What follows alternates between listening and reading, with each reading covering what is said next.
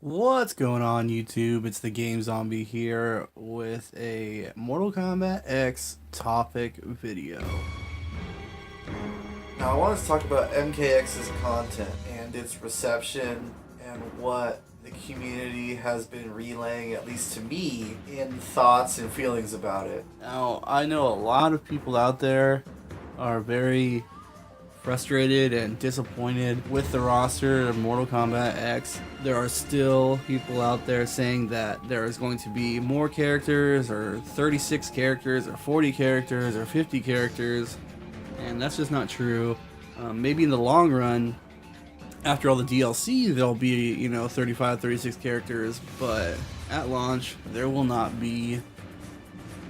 And I kind of want to talk about this generation's sense of self-entitlement and why fans of Mortal Kombat, especially the newer fans and the younger generation, feels that they should have so many more characters.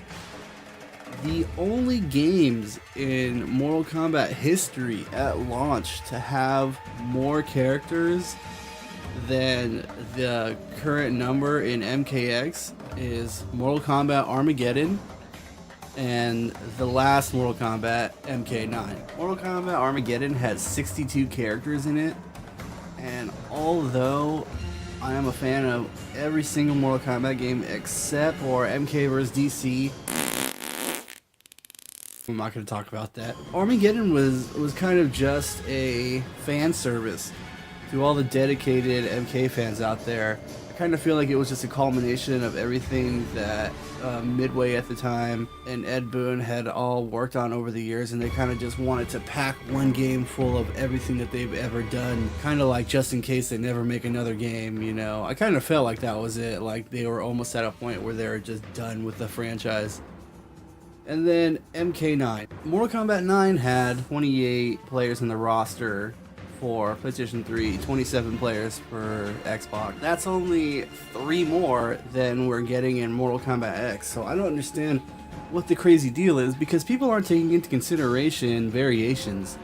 Variations is almost like a whole new character. I mean, think about it from a developer standpoint.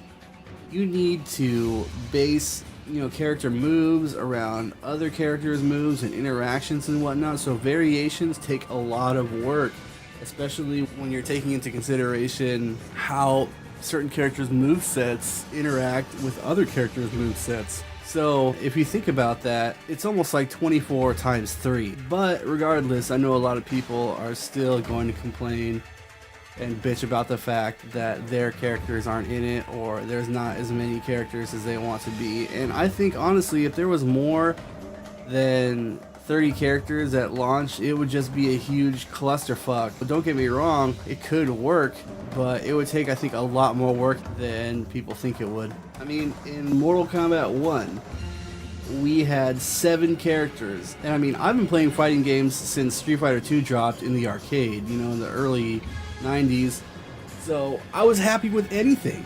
We didn't get these huge reveals and streams or any of that. You just went to the arcade and you spent, your quarters, and you found your favorite character and you were happy with it. And yeah, don't get me wrong, times have changed, and I'm fine with that, but I just feel like people out there now are spoiled, and they just feel like they're entitled to more than they really are for no reason. If you don't like the game, don't buy it.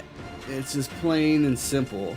But complaining about characters you haven't even played yet is just ridiculous to me. I mean, you haven't even played the game. We've literally seen almost nothing in streams and gameplay. I mean, for all you know, your new favorite character will be in the roster. And who knows, maybe with the DLC that comes out, you won't even play it. And maybe if you do get your character later on, maybe you won't even care about them because you'll have found a new one. Another great game though, Mortal Kombat 2, only had 12 combatants. And I never once, I'm being honest with you guys, never once thought, man, this game should have more characters. Ever. Didn't even think about it. I mean, it was so brand new that I was just, amazed at the game itself. I wasn't thinking, oh, this needs this, or comparing it to anything. I was just so happy that we got another one, period. Now, for me, this is really where I got into competitive fighting games, as far as going to the arcade with my brother and, you know, spending all the money that I saved every week and just battling people out at the arcades.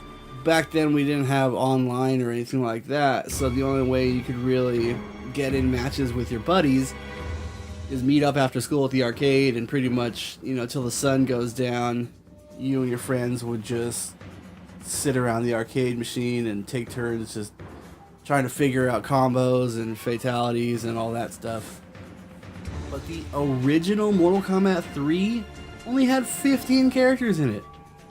Again, not a lot of characters, but still amazing. I mean, this game came out, it had rushdown pressure, it had actual combo strings. I mean, this game blew me away. It revolutionized the way that I think and feel about fighting games, and this to me will always be number one in my heart for Mortal Kombat games.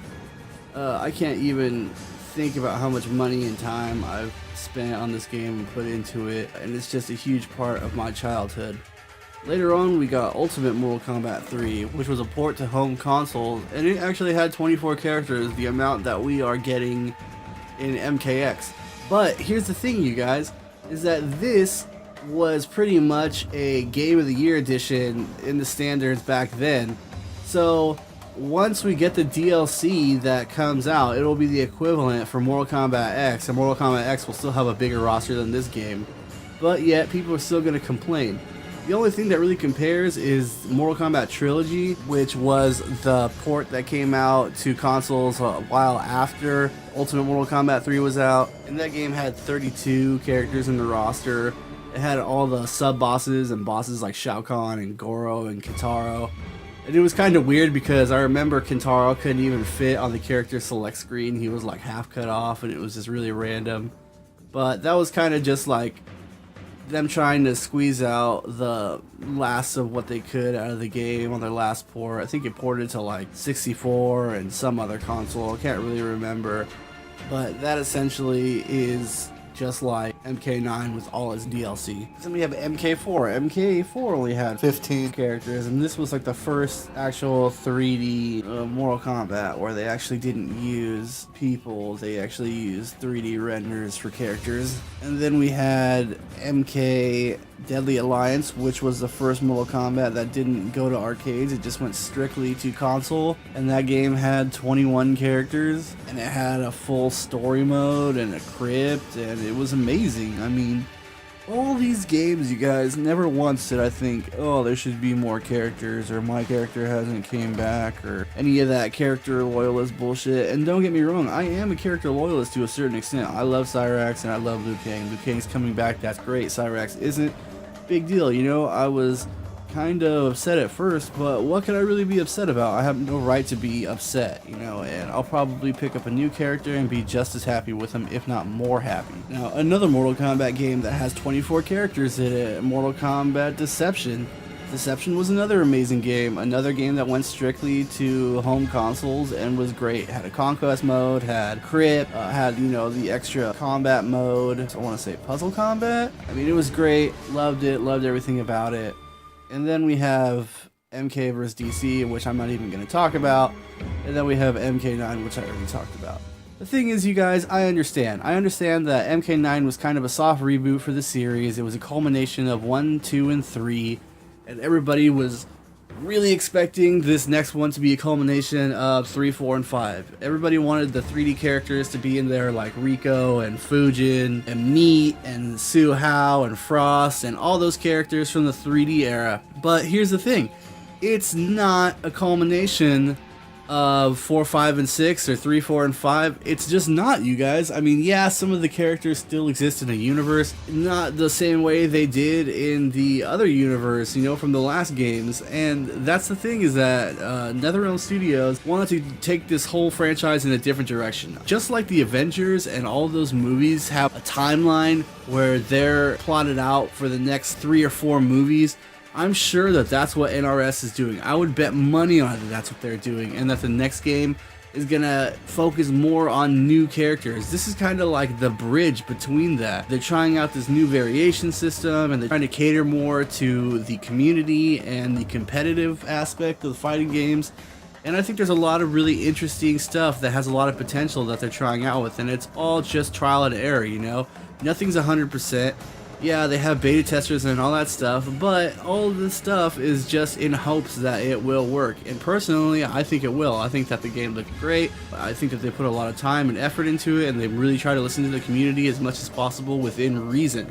So I'm not trying to shit on everybody that, you know, is disappointed that Mortal Kombat X isn't going to have all these 3D era characters, or it's not going to have the characters that you want. But I'm just saying, take it with a grain of salt, wait till the game comes out, and then make your opinion. And if you're not even interested in the game because your characters aren't in it, well, then you probably shouldn't be fucking with Mortal Kombat in the first place. Suck on that.